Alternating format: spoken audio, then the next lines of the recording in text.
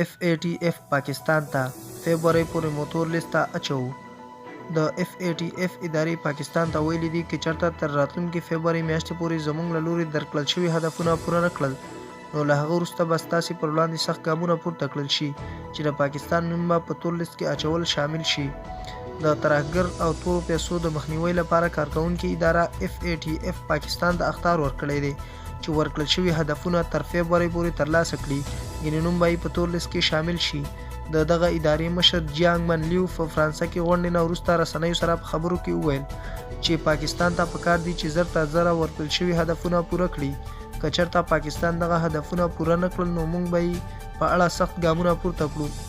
لیو وایي چې پاکستان ته ورکړل شوی وخت ختم شوی دی، خو پاکستان خپلو ژمنو په پوره کولو کې هم پاتې راغلی دی چې دوی په خپله اعلامیه کې ویلي دي چې پاکستان تر اوسه پورې 27 هدفونو کې یوازې 5 پوره کړي دي.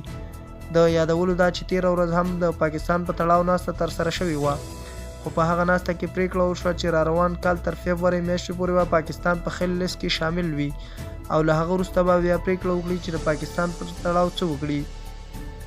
بل لور ته د پاکستان د بهرنیو چارو وزارت وزیر شاه محمود قریشي وایي چې دوی ته د FATF له لوري په 1 کال وخت ورکړل شوی دی ترڅو د دوی له لوري ورکړل شوي هدفونه پوره کړي.